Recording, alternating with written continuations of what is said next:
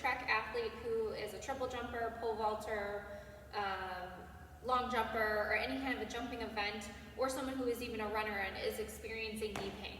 A lot of times the knee pain is coming from either poor mechanics, weakness in the hip, weakness in the ankle, or just that full kinetic chain where there's not enough control.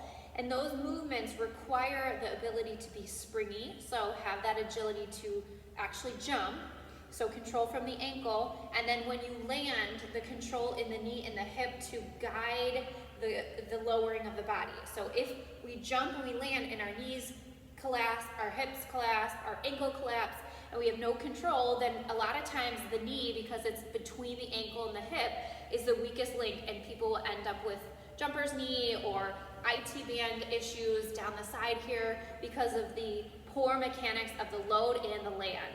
So oftentimes it's just working on those mechanics and working on jumping. So a couple of drills we'll do even with our runners is skipping. A lot of times with jumpers, I like to have an overhead weight and add that to it. So let's say that this PVC is a barbell. You can hold this overhead and try to work on the skip mechanics. The goal when you jump, especially triple jumpers, is they load off and they have to pull that leg underneath and then explode forward. So skipping is a nice drill to help teach the jump movement, the mechanics, getting the legs up and underneath you and pushing you forward in the direction of the sand pit. So you can take the weight overhead and then work on that skip. So you would go all the way down and just kind of working on explosion. With jumping, you want to get yourself a little bit more forward, right? Because you're jumping forward into the pit. So you'd want to work on the weight and the body shifting and really getting the power up and off the ground to get you in and forward into the pit. So skipping with a weight or a barbell or a dumbbell overhead is one of the drills I really like. Another drill is pendulums. So if you get on the turf,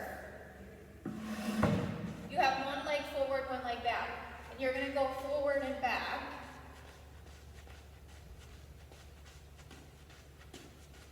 So what that drill does, and I would do it moving linearly, is it helps you with footwork. The mechanics are getting on and off your feet.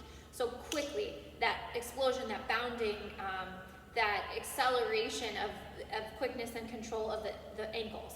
So we're working on ankle control, right? So landing and power off the ground. Hamstring control from lifting up and getting you forward. And then we want to talk about jumping or landing and controlling with the knee as we make contact with the ground. So then I like to do some ladder drills where it's single leg bounding work, double leg bounding work, or a combination. So you take a ladder and you're going to hop. You can also, like a triple jumper, hop, hop, hop, and kind of do variations there. Hopscotch is another good one that you can use too. And then I like box jumps as another variation. When you're doing single leg bounding work, you want to think about when you hop, that you're getting the spring from the ankle and you're not letting your body just go willy-nilly. So it's controlling with the body from hip, ankle to knee. Same thing when we jump on a box.